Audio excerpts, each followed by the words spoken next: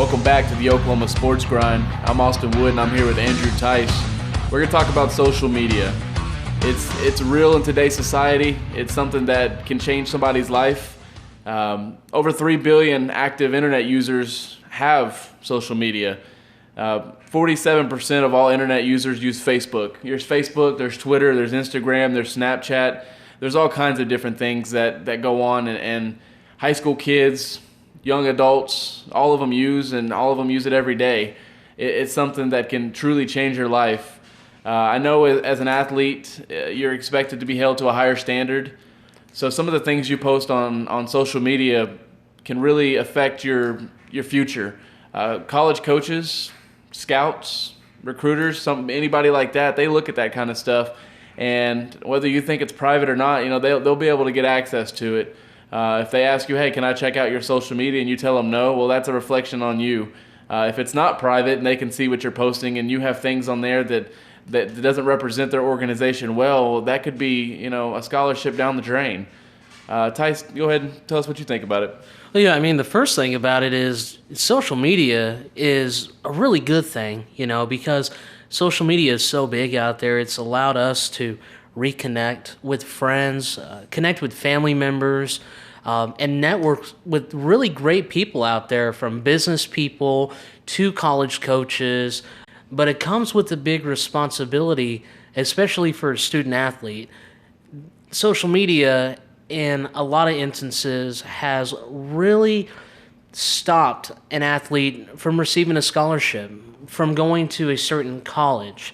Because what you post on the internet, believe it or not, even if it's deleted, there is still a digital footprint out there of it somewhere in this data spectrum that's always going to be there no matter what.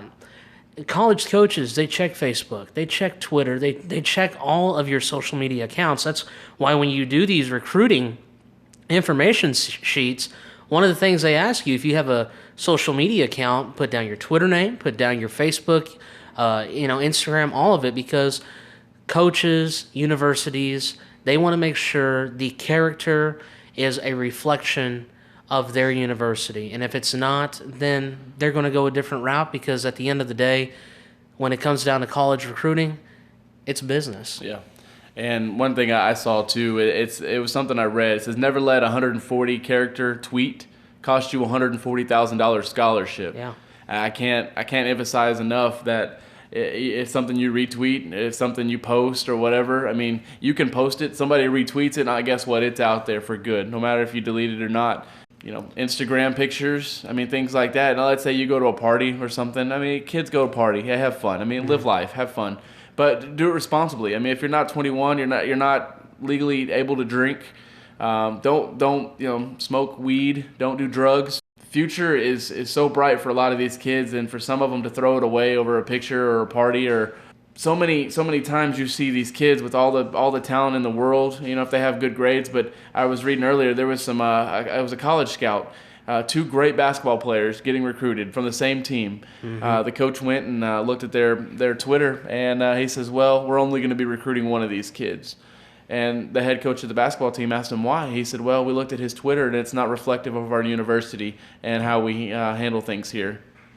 The universities across our nation, when it comes to any sport out there, from football to basketball, baseball, whatever your respected sport is at, they implement a policy on social media.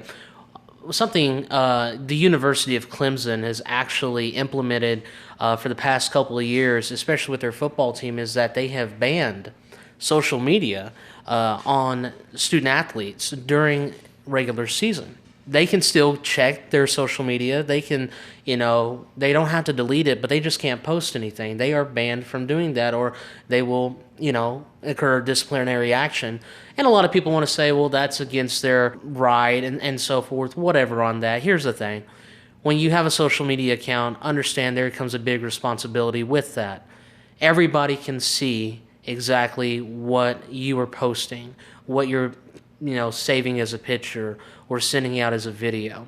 Just because you may have 80 close friends on social media, it only takes one of those friends to retweet something, to share that to their friends, and then all of a sudden it becomes it goes from 80 to over thousands of people viewing it. I mean, that's how it spreads like wildfire. So I think Austin and I are so passionate about this is because we want to see success in young student athletes. We want them to go to the next level, and we want them to be educated in the responsibilities that social media can lead to if it's not done correctly. Yeah, you were talking about some of the schools and stuff that were banning. One of those is Florida State, and another one is Clemson. Those are two big-time programs that don't allow their players to post on social media during the season. Yeah. Then you have a couple other people. I read that Edward Ashcroft from ESPN, he put, some college football teams are banning their players from using social media, but basically that's saying you don't trust your players. Not good. And I can understand that too. Right. I mean, you figure as a college athlete with a scholarship on the line, you have enough responsibility, enough intelligence to not go and throw that away from something you post on Facebook or Twitter. Jeff Long from University of Arkansas, and he put out there that I don't believe that in this college approach about people banning the social media because it's here to stay. I saw that Mike Gundy was asked about that with Jim Rome the other day on the radio. Yeah. And he's not going to ban his players from using it. He expects them to hold themselves to the standard that don't be stupid. Don't post things that you shouldn't post, and because it is, again, a reflection on the university that you go to.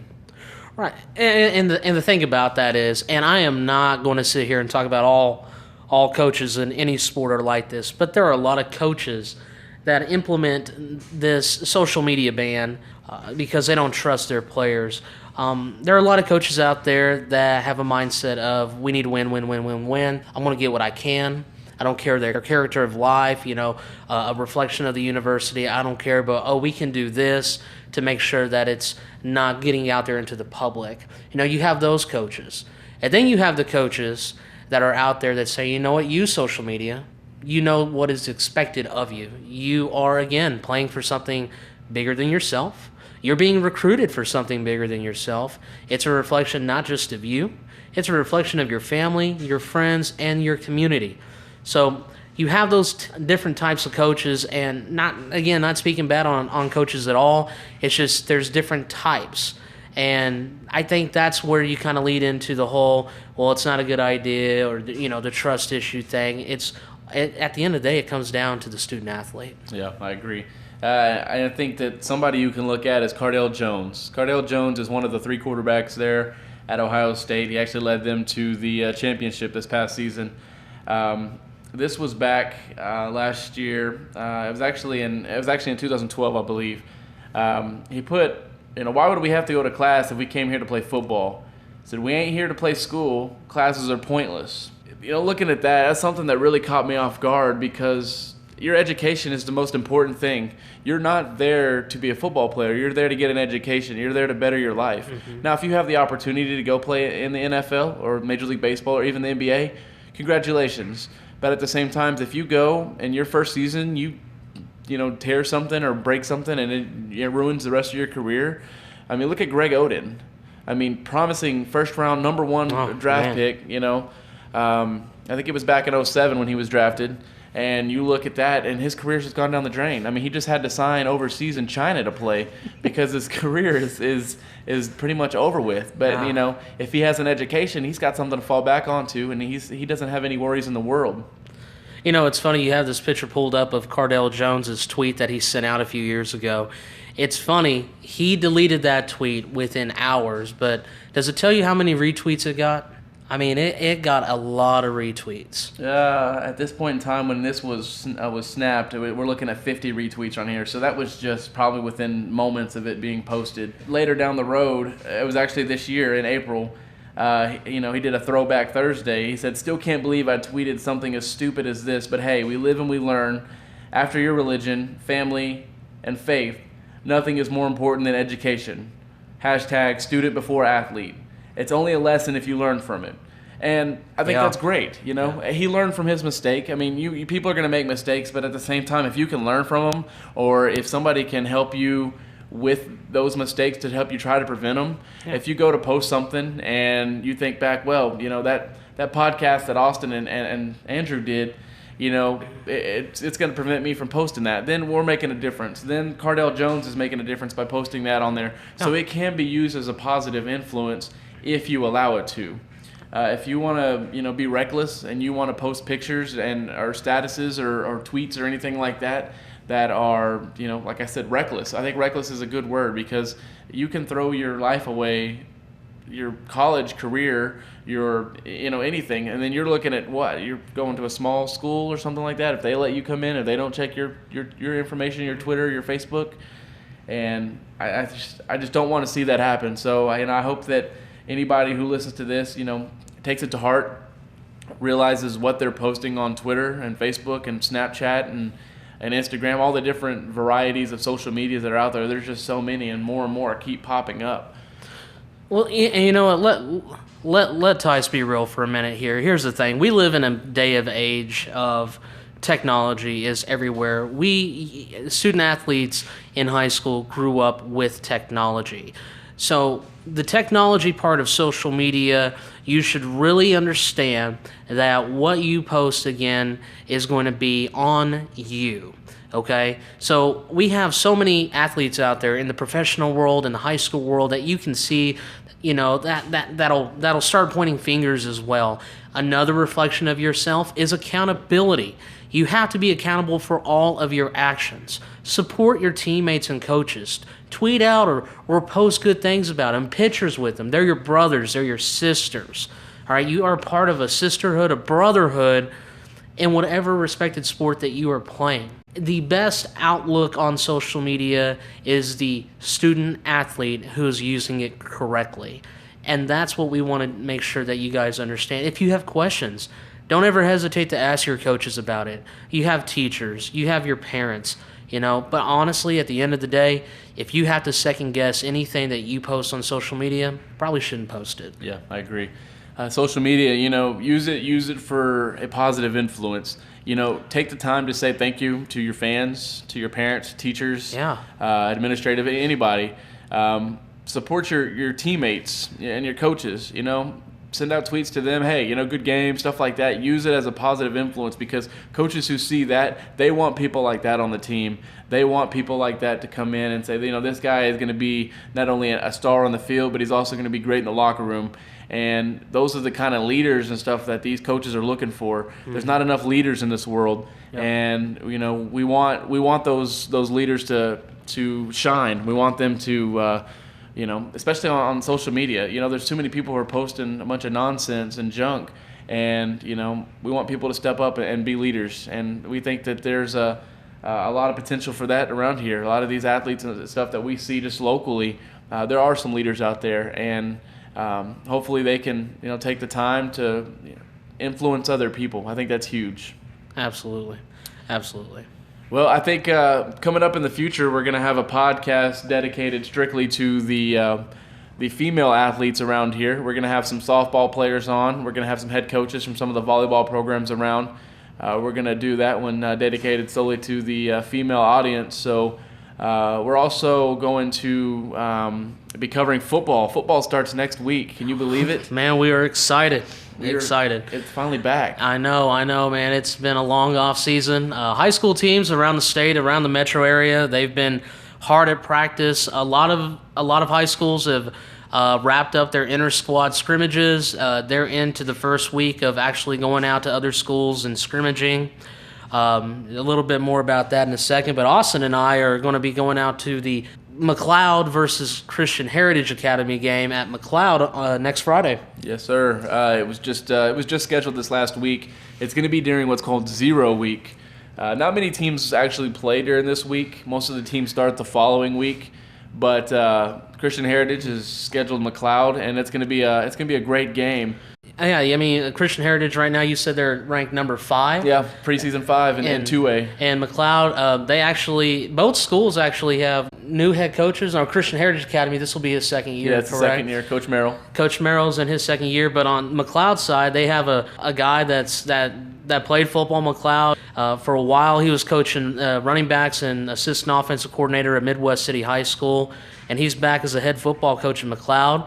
Rusty Hall. He's got a great group of kids coming back. They're going to be in a very tough 4A district. They're going to be playing some very good competition in their district. So it's really good to see this matchup between a top 5 2A team and a 4A team before the actual season starts. It's our game of the week, so we're really excited to get out to McLeod and see both schools. Yeah, especially for Christian Heritage. They got a new quarterback coming in. They have some new players as well. They're gonna have some freshmen that step up and play. We went out this last Friday and saw it was the first day that they were able to have pads. And they got some big kids. Yeah, man, Lemieux. Remember that name. Yes. He is a stud. He ran for an awful lot of yards and an awful lot of touchdowns last year. We're excited to see him take off and play. I think he's going to have a big year in Class 2A. Even potentially one of the players of the year and in that class. Maybe even in the state. He's gonna have the potential to carry this team. They're going to go as far as he's going to go, I believe. We also took the time to go out to Choctaw. They have 6 a.m. practice. Got to see those guys out there pretty early. Yeah, and Choctaw, the big question for Choctaw, they have a lot of defensive players coming back for next season. On the offensive side, though, the big question mark is at quarterback. And we had the opportunity to check out a few of their quarterbacks that are looking for the starting job, and also just check out the offensive scheme. And, of course, hey, it's business as usual for Coach Todd Dilbeck out there. He's always in that spread offense. He'll run it down your throat every once in a while, but he's looking to spread the ball out to find some rhythm in the passing game. And I think they've really solidified a starter. We don't want to say any names yet. We don't want to jump the gun on our end, but I think that the offensive side is really coming together well for Choctaw. Yeah, Tyrell Bell, he's going to be a stud. He's going to be the guy that carries that team. With the question marks kind of at quarterback, we saw 2 different guys really kind of battle it out for the quarterback spot. Yeah. One of those kids played a little bit better in the scrimmage that we saw on Saturday, the blue and gold game. But one little scrimmage or practice doesn't really mean much, so other factors go into it. But Tyrell Bell is going to be a leader on offense. Defense, they're looking pretty solid. They're looking big, fast up front. The secondary is quick.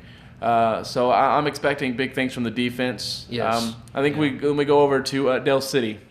Del City, they had their Meet the Eagles night. They had a bunch of Del City fans out there, and you had a great opportunity. We both did to see future Nebraska commits so far, quarterback Terry Wilson. The Del City offense looked really well in the passing game. Terry Wilson was just slanging and banging out there, and he looked exceptional in the pocket. Very poised, and definitely a reason why he's going to Nebraska.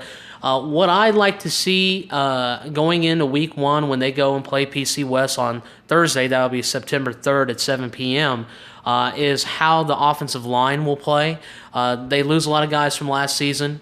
It's going to be a little bit different for them, but I do want to see how that turns out. They're kind of in a situation where I would say Oklahoma State was. Very young offensive line, but they can definitely develop as long as they keep it up. They have a chance to do really big, win the state championship in 5A. Yeah, they're one of the top 3 teams coming into the preseason. I was impressed with their size. Most of the kids on that team looked like they were at least over 6 foot, just on the offensive side of the ball. Defensively, they look quick. But Terry Wilson is going to be a star, and if he can have the playmakers around him to help him out. That was the issue last year. The receivers dropped passes. Not many people seemed like they could catch the ball.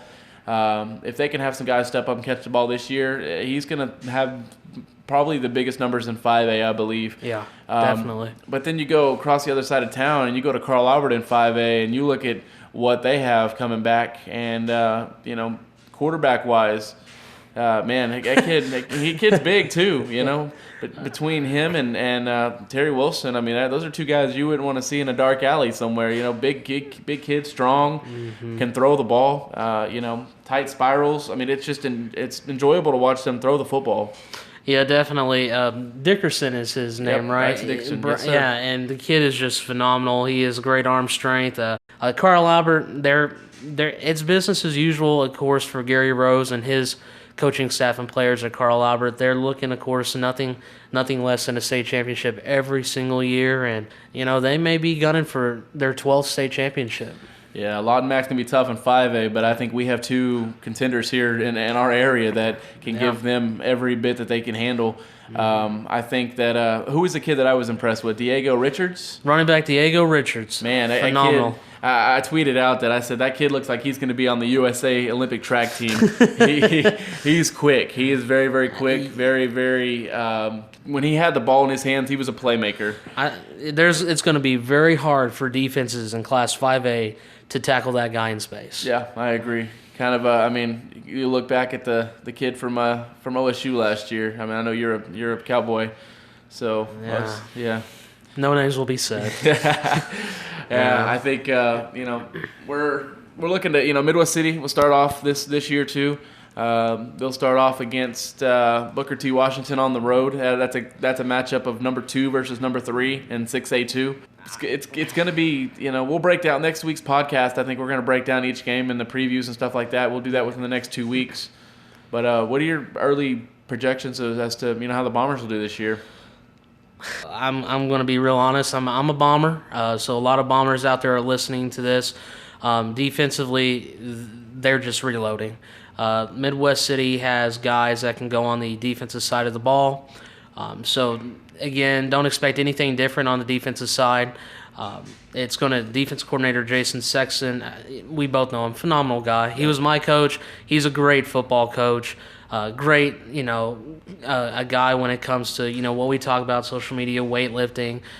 He's just an exceptional football coach, and the players buy into what he says on the defensive side of the ball. And he's got some great defensive assistant coaches as well. On the offensive side, they bring in a new offensive coordinator, Todd Scott. The Bombers, in the past couple of years, have gone through the same amount of offensive coordinators. It's going to be very tough for the offense to get going, especially against a brand new built offensive line. It's just going to be very tough. What I'm really interested in seeing is Brendan Brown stepping up, being the leader on this offensive team. What can he do to make sure that they are competing for a state championship? Yeah, it's his turn to step up. I mean, his last couple of years haven't been the best years for him. I think that this year he could be poised for a breakout year. Absolutely. I think having the new offensive coordinator helps a lot personally. I think there are some changes been made there at that program that needed to be done. I'm excited to see what the future holds.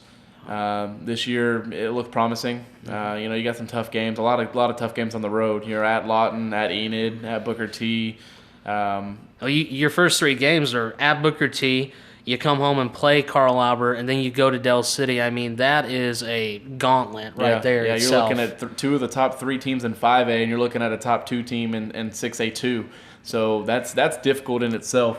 So I expect them to be ready. I expect all the teams around here to be ready. They all have great leaders as their coaches. Yep. I think that you look at Wareheim over at Del City, Dilbeck at Choctaw, Rose at Carl Albert, Coach Merrill there at Christian Heritage.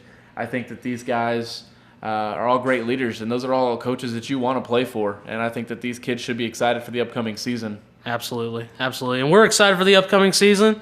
Football is finally here, so I can breathe a little bit easier. Yeah, we'll have some coverage and stuff on some of the softball that's going on right now. I know some of the teams around here are doing well. Midwest City, Choctaw, Carl Albert as well. All of these teams, I know Choctaw made the state playoffs last year. Midwest City's looking to do the same this year. Carl Albert's always got a perennial power team. Mm-hmm. So we got volleyball going on as well. We have cheerleading that's coming up as well. That's going to take place next month, I believe. And, Carl Albert's looking for their 94th state championship in a row, a national championship, excuse me. They got a great cheer program over there. Yeah, they're a powerhouse there. So we'll have some of those girls on and some of the coaches, and we'll talk about, the standard and what it takes to be so dominant and how it, continues every single year. So that'll wrap it up for tonight. I'm Austin Wood. I'm Andrew Tice. We'll talk to you next time.